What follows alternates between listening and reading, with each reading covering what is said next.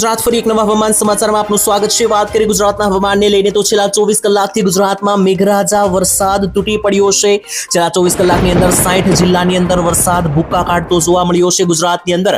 અને હજુ પણ આગામી 2 દિવસ ખાસ કરીને તારીખ 4, 5 અને 6 જૂન ગુજરાત માટે ભારે રહેવાના એંધાણ હતા। તેની વચ્ચે મેઘરાજા તૂટી પડ્યા છે ગુજરાતમાં। ખાસ કરીને 2-2 ઇંચના વરસાદો આજે નોંધાયા છે।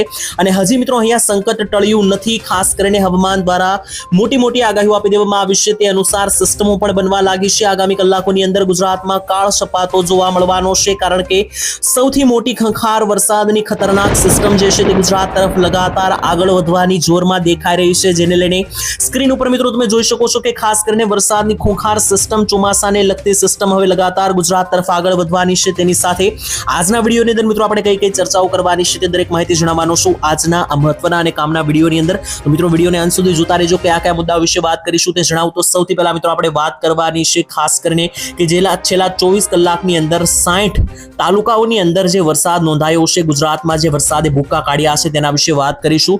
ત્યારબાદ મિત્રો જે છે તે ફરી માત્ર બીજા નંબર ઉપર મારે તમને જણાવવાનું છે કે હવે પછી આગામી 24 કલાકની અંદર ગુજરાતમાં તારીખ વિશે વાત કરીએ તો 6 અને 7 ખાસ કરીને 5, 6 અને 7 જૂન દરમિયાન જે વરસાદ ભૂક્કા કાઢવાનો છે ગુજરાતમાં, તે તારીખો દરમિયાન કયા ગામડાઓમાં ગુજરાતમાં વરસાદ આવશે। અને અંતમાં મિત્રો હું તમને જણાવવાનો છું ખાસ કરીને આ વખતના નક્ષત્રો વિશે, એટલે કે મિત્રો જે નક્ષત્રો હોય છે તેની યાદી આવી ગઈ છે અને કયું નક્ષત્ર કઈ તારીખે બેસશે તેને લઈને એક લિસ્ટ મિત્રો તૈયાર કરવામાં આવ્યું છે। ચોમાસાને મિત્રો હવે માત્ર ગણતરીના 4-5 દિવસની વાર છે। ગુજરાતમાં ચોમાસું 10 તારીખે એન્ટર થઈ જવાનું છે। તેને લઈને મિત્રો મોટા સમાચાર સામે આવી રહ્યા છે। તો ચાલો મિત્રો સમય બગાડ્યા વગર વિડીયોની શરૂઆત કરી લઈએ। સૌથી પહેલા મિત્રો જોઈ લઈએ કે આજે આપણે મિત્રો વાત કરવાની છે, જોઈ શકો મિત્રો આ દરેક નક્ષત્રોની યાદી છે, તેના વિશે આ વિડીયોમાં આગળ વાત કરીશું। પરંતુ અત્યારે આ મિત્રો જે આંકડાઓ સામે આવી રહ્યા છે તેના વિશે વાત કરીએ। આજે મિત્રો અત્યારે સ્ક્રીન ઉપર તમે જોઈ રહ્યા છો આ છેલ્લા 24 કલાકના આંકડાઓ છે, એટલે કે મિત્રો ગુજરાતમાં જે છેલ્લા 24 કલાકની અંદર જે મેઘ તાંડવ મિત્રો થયું છે છેલ્લા 24 કલાકની અંદર, તેના મિત્રો જે છે તે મિત્રો આ આંકડાઓ સામે આવી રહ્યા છે। તેની વચ્ચે કયા ભાગોમાં વરસાદ નોંધાયો છે તેની વાત હવે મિત્રો જે છે તે ક્રમશઃ કરી લઈએ। તો સૌથી પહેલા મિત્રો વાત કરી લઈએ તો ગુજરાતની અંદર સૌથી વધારે વરસાદ છેલ્લા 24 કલાકના સાબરકાંઠામાં નોંધાયો 68 mm વરસાદ। તેની સાથે મિત્રો કયા જિલ્લામાં છેલ્લા 24 કલાકમાં ભારેથી ભારે વરસાદ પડ્યો છે જિલ્લાના નામ લઉં તો આણંદ, અમદાવાદ, સુરેન્દ્રનગર, મહેસાણા, વલસાડ, નવસારી, પંચમહાલ, નીચે આવે તો ભરૂચ, સુરત, સાબરકાંઠાના વિસ્તારો। તેની સાથે અહીંયા જોઈ શકો કે ખાસ કરીને જે પાટણના વિસ્તારો છે, દાહોદ છે, બનાસકાંઠા છે, તાપી છે, તેની સાથે નવસારી અને વલસાડ, આ મિત્રો જે ખાસ કરીને જિલ્લાઓ છે ગુજરાતની આના કે જ્યાં મિત્રો છેલ્લા 24 કલાકની અંદર વરસાદ નોંધાયો છે। આ જિલ્લાના જુદા તાલુકાઓની અંદર ભાવનગર અને પાલીતાણામાં પણ ભારે વરસાદ નોંધાયો। તો મિત્રો આ જે છે તે છેલ્લા 24 કલાકના આંકડા છે। ગયા છેલ્લા 24 કલાકની અંદર આ વિસ્તારોમાં ભારે વરસાદ નોંધાયો છે અને હજુ આગામી 24 કલાક 2 દિવસ ગુજરાત માટે ભારેથી લઈને અતિ ભારે વરસાદની આગાહી જે છે તે મિત્રો કરવામાં આવી છે। ખાસ કરીને આગામી 3 થી 4 દિવસ ગુજરાત માટે હજુ પણ ભારે રહેવાના છે, કારણ કે અગાઉ પણ મિત્રો નિષ્ણાતો દ્વારા આગાહી કરવામાં આવી હતી કે ખાસ કરીને 5 થી લઈને 10 જૂન વચ્ચે ગુજરાતની અંદર અણધાર્યો વરસાદ પડશે અને આ વરસાદની સિસ્ટમ હવે મિત્રો આવવા લાગી છે। સંપૂર્ણ ગુજરાત પર અત્યારે ભેજ બનવા લાગ્યું છે, જેને કારણે વાદળો પણ બનવા લાગ્યા છે અને આ વાદળોને કારણે ગુજરાતમાં ગરમી અને બફારો પણ વધી ગયું છે। અને આ દરેક જે ચક્રવ્યૂહ બની રહ્યું છે તેને કારણે ગુજરાતમાં વરસાદ જે છે તે મિત્રો તૂટી પડે તેવું લાગી રહ્યું છે આગામી 2 દિવસની અંદર। તેની પણ વાત કરવાની છે કે કયા જિલ્લાઓમાં કેટલો વરસાદ નોંધાશે, પરંતુ તેની પહેલા અત્યારે મિત્રો આપણે નજર મારી લઈએ નક્ષત્રો ઉપર ખાસ કરીને, કારણ કે હવે ચોમાસું 10 જૂને ગુજરાતમાં બેસી જવાનું છે અને ચોમાસું શરૂ થાય તે પહેલા જે અત્યારે નક્ષત્રને લઈને જે કંઈ પણ મિત્રો નવા સમાચારો જે છે તે ખાસ કરીને મિત્રો આવી રહ્યા છે, તો તેના વિશે જે છે તે પહેલા મિત્રો આપણે ફોકસ કરીને વાત કરી લઈએ કે કયા નક્ષત્રની અંદર જે છે તે મિત્રો આપણને કયા ભાગોમાં વરસાદ જે છે તે નોંધાતો દેખાશે। ચાલો મિત્રો શરૂઆત કરીએ। સૌથી પહેલા સમય બગડ્યા વગર રોહિણી નક્ષત્ર શરૂ થઈ ચૂક્યું છે। જી હા મિત્રો, છેલ્લા એટલે કે 5મા મહિનાની 24 તારીખે રોહિણી નક્ષત્ર શરૂ થયું હતું। તેના વિશે મિત્રો વાત કરીએ તો તે કોઈ એટલું ખાસ નક્ષત્ર નથી, કારણ કે નોર્મલ નક્ષત્ર છે, ચોમાસાને કોઈ અસર કરતું નથી। હવે મિત્રો જે નક્ષત્ર આવવાનું છે તે ખાસ આપણા માટે જરૂરી છે। આવનારી 7 તારીખે અહીંયા જોઈ શકો, એટલે કે જે આવનારો આ જૂન મહિનાની 7 તારીખ છે મિત્રો, કે જે હવે 2 દિવસમાં આવવાની છે, તો આ 7 તારીખના રોજ જે નક્ષત્ર બેહવાનું છે મૃગશીર્ષ નક્ષત્ર, તે આપણા માટે ખાસ છે, જેનું વાહન જે છે તે મિત્રો શિયાળ રહેવાનું છે। અને તમે જાણો છો કે મૃગશીર્ષ એ નક્ષત્ર છે કે જેની અંદર ચોમાસાના પહેલા વરસાદો નોંધાતા હોય છે. જનરલી મિત્રો મૃગશીર્ષના અંતમાં જે છે તે વરસાદો નોંધાતા હોય છે. મૃગશીર્ષ નક્ષત્રના અંતમાં ચોમાસું શરૂ થતું હોય છે ગુજરાતમાં, પરંતુ આ વખતે ઊંધું થયું છે, કારણ કે ચોમાસું ગુજરાતમાં આ વખતે 5 થી લઈને 7 દિવસ વહેલું ચાલી રહ્યું છે, જેથી મૃગશીર્ષ નક્ષત્રની શરૂઆતમાં એટલે કે જે 7 તારીખે નક્ષત્ર શરૂ થશે અને ગુજરાતમાં 10 થી 12 તારીખે ચોમાસું બેસે તેવા એંધાણ છે. ત્યાર પછીનું જે નક્ષત્ર છે તે મિત્રો આદ્રા નક્ષત્ર છે, જે 6 મહિનાની 21 તારીખે શરૂ થશે, જૂન મહિનાની 21 તારીખે. અને આદ્રા નક્ષત્રમાં દર વર્ષે વાવણી ખેડૂતો કરે છે, જેનું વાહન મોર છે. આગળ મિત્રો વાત કરીએ તો આદ્રા પછી જે છે તે ખાસ કરીને પુનર્વસુ નક્ષત્ર આવશે, જે જુલાઈ એટલે કે 7મા મહિનાની 5 તારીખે બેસશે, તેનું વાહન હાથી રહેશે. ત્યારબાદ મિત્રો જુદા જુદા જેમ કે પુષ્ય, આશ્લેષા નક્ષત્ર, મઘા નક્ષત્ર, પૂર્વ ફાલ્ગુની, ઉત્તર ફાલ્ગુની, હસ્ત, ચિત્રા નક્ષત્ર, એ મિત્રો આગળ હવે ચાલતું જશે.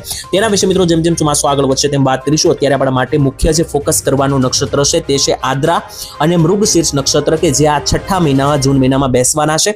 અને આ બંને નક્ષત્ર છે તેને જનરલી વાવણીના નક્ષત્ર ગણવામાં આવે છે, અને ચોમાસાના જે પહેલા વરસાદો થતા હોય છે તે આ બે નક્ષત્રમાં થાય છે, જેનું વાહન છે શિયાળ અને મોર. તો આ મિત્રો થઈ ગઈ ખાસ કરીને નક્ષત્રની માહિતી, અને ખાસ છેલ્લા જે 24 કલાકમાં મેઘતાંડવ થયું તેની માહિતી. ત્યારબાદ હવે મિત્રો આપણે આગળ વધવાનું છે અને વાત કરી લેવાની છે વરસાદ વિશે, કે આવનારી 24 કલાકની અંદર ગુજરાતમાં જે ભારેથી ભારે વરસાદનો ખતરો જે તોળાઈ રહ્યો છે, જે ખાસ કરીને વાદળોની સિસ્ટમો બનવા લાગી છે, જીએફએસ મોડેલ આપણને શું જણાવી રહ્યું છે, આવનારી કલાકોની અંદર શું ગુજરાતમાં થશે રીતસરનું મેઘતાંડવ કે નહીં, તેના વિશે મિત્રો વાત કરીએ. પરંતુ તેના પહેલા મિત્રો મારે તમને ખૂબ જ કામની માહિતી આપવાની છે. ગુજરાત વિશે ફોકસ કરીએ તો મિત્રો અત્યારે સંપૂર્ણ ઓલ ઓવર ગુજરાત ઉપર મિત્રો તમે જોયું હશે કે અત્યારે ખૂબ જ મોટું ભેજવાળું વાતાવરણ બનેલ છે, અને આ જે ભેજવાળું વાતાવરણ છે તેને કારણે ગુજરાતમાં હાલ અત્યારે વાદળો બની રહ્યા છે, અને આ વાદળો જે છે તે વરસાદમાં પરણશે. અને અત્યારે ગુજરાત ઉપર જે નાની નાની વરસાદની લોકલ વાદળોની સિસ્ટમ છે તેને કારણે ભારે વરસાદ થઈ શકે, અને આ વરસાદ તારીખ 5, 6, 7 અને 8 જૂન સુધી ચાલી શકશે. ત્યારબાદ 9 તારીખ બાદ જે વરસાદ આવશે તે ચોમાસાનો રીતસરનો ગુજરાતમાં ભારેથી અતિ ભારે તોફાની સિસ્ટમ વાળો વરસાદ આવવાનો છે. જો મિત્રો તેની પહેલા 5 દિવસ આપણે ગુજરાત માટે અગત્યના છે તેના વિશે જોઈ લઈએ. ગુજરાતમાં કયા કયા ભાગોમાં કેટલા વરસાદની આગાહીઓ જે છે તે બનવાની છે તેની વાત કરી. જોઈ લઈએ મિત્રો વાદળોને આધારે જે છે તે વરસાદ આવવાના સંકેત રહેવાના છે. તો અહીંયા નક્ષત્રને સેટેલાઇટના આધારે મિત્રો તમને માહિતી આપું. અહીંયા સેટેલાઇટમાં તમે જોઈ શકો કે ગુજરાત ઉપર ખુખાર કાળા ડિબાંગ વાદળો જે છે તે આગળ વધતા અહીંયા જોવા મળી રહ્યા છે, તેને આધારે વાત કરી લઈએ. તો ચાલો મિત્રો વાદળોને આધારે જાણી લઈએ કે ગુજરાતના કયા કયા ભાગો છે કે જ્યાં રીતસરનું આબ આગામી કલાકમાં ફાટવાનું છે. સૌથી પહેલા મધ્ય ગુજરાતની વાત કરીએ તો મિત્રો જે ભાગોમાં વાદળો છે તે વિસ્તારોમાં તોફાની અતિ ભારે મધ્યમથી અતિ ભારે વરસાદની આગાહી જે છે તે કરવામાં આવી રહી છે. તેની વચ્ચે અહીંયા જોઈ લઈએ આ મધ્ય ગુજરાતનો સંપૂર્ણ મિત્રો પટ્ટો છે, અને મધ્ય ગુજરાતના કયા કયા ભાગમાં વરસાદ નોંધાતો દેખાઈ રહ્યો છે તે છે મિત્રો પેટલાવાદના વિસ્તારોથી લઈને દાહોદ, મહીસાગરના વિસ્તારો, ખેડાનો જે આ વિસ્તાર છે, ગોધરા છે, લુણાવાડા, કપડવંજ, નડિયાદ અને અમદાવાદ.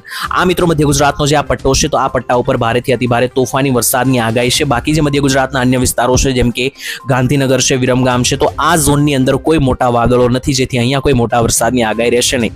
ત્યાંથી નીચે દક્ષિણ ગુજરાતની વાત કરીએ તો દક્ષિણ ગુજરાતમાં પણ મિત્રો જે વડોદરાથી લઈને જે છોટાઉદેપુરનો આ પટ્ટો છે, જ્યાં મિત્રો સંપૂર્ણ આણંદ, ખંભાત, વડોદરા, બોડેલી, છોટાઉદેપુર આ પટ્ટો આવેલો છે. આ પટ્ટામાં તમે જોઈ શકો કે મોટું કોઈ પણ વાદળ છે નહીં, જેથી આ વિસ્તારોમાં પણ વરસાદ આવે તેવા ચાન્સ લગભગ અત્યારે નહીવત છે.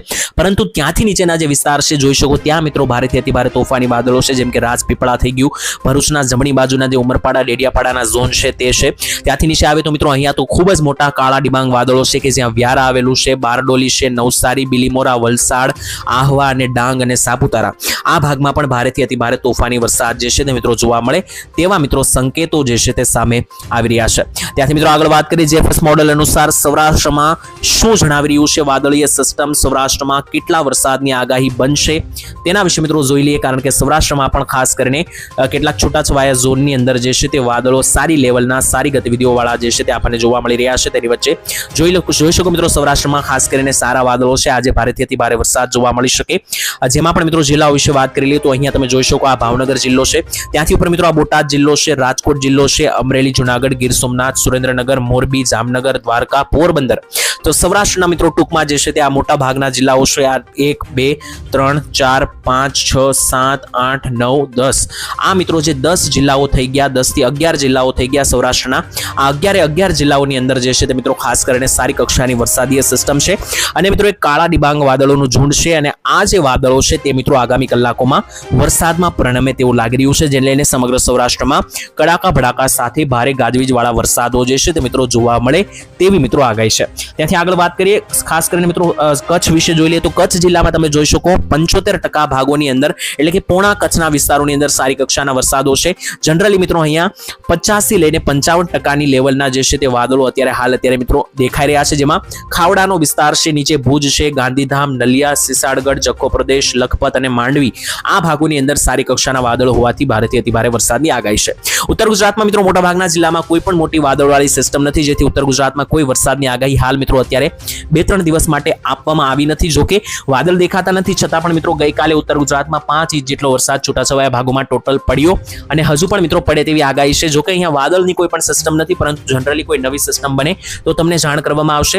છતાં પણ ઉત્તર ગુજરાતના આજે પાલનપુર શહેર, ડીસા, થરાદ, સુઈગામ, દિયોદર, રાધનપુર, રોડા, પાટણ અને સિદ્ધપુર આ ભાગોમાં હજુ પણ વાદળ જે છે તે દેખાઈ રહ્યા છે.